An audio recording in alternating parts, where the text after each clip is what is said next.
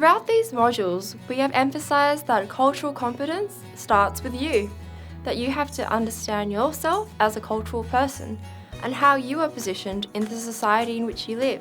Knowing your world gives you the skills to better see and know other people's worldviews. By understanding the context that formed how you see and interact in the world, you can then apply them to understanding the context that formed how other people see and interact in the world.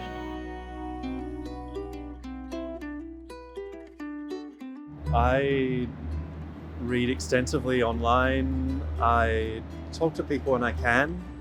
Ask questions. Yeah. Just ask 1,000,001 questions. Tell me about your upbringing. Tell me about this part of, your parents' viewpoints. Tell me about this particular festival, or what's your favorite food and why? And just ask 1,000,001 question. Yeah. That's it. What do really. you like to eat is a good question. Yeah. Food always brings people together. And we just hang around with different people, like more multicultural people. Yeah, and experience different cultures. Yeah, travel, Just be open more yourself. accepting. Yeah.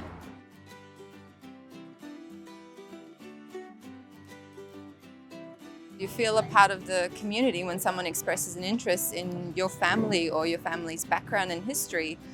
It's always really enlightening to sort of share a story or share a cultural aspect of yourself and your upbringing. And especially when you share something that is different, you do often get that sort of surprise and the, oh, really? I didn't know that, aspect, which is always fun because you feel like you're educating someone, you're raising awareness, and that is a very powerful thing. So it's wonderful. It's really exciting actually because you're like, oh, I get to share something that you don't know about. So yeah, it's actually pretty awesome.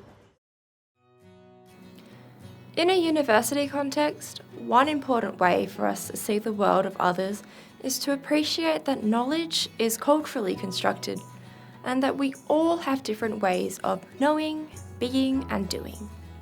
As academics Summit and Gaskell remind us, different knowledge systems are created, not because people have different information at their disposal, but because people anchor information according to different normative principles.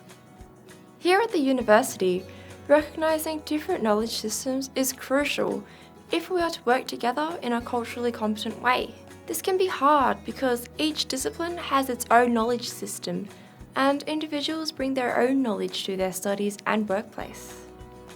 Recognising that people bring different ways of knowing, being and doing to work is important if we are to find ways to include culturally diverse ways of working together.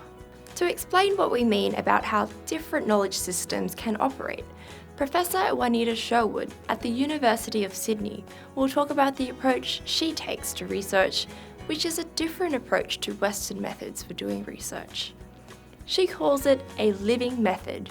As Juanita is talking, think about how her method could be a useful way of looking at how you bring in diverse knowledge systems to your workplace.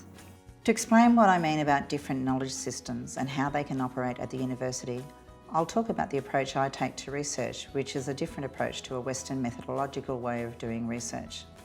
I call it a living method, and this informs how we do business at the National Centre for Cultural Competence. For Aboriginal people, our ways of knowing, being and doing were passed down through the law within the dreaming.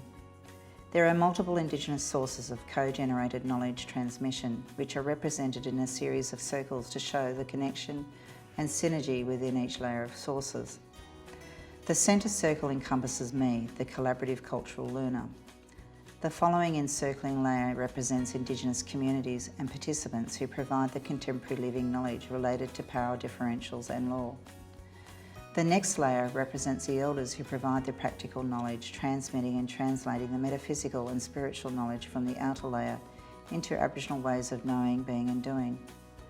The outer layer represents the metaphysical realm of ancestors, spirits, totems, the land, our mother, animals and the living and non-living beings who transfer knowledge through dreams, visitations and messaging through animals.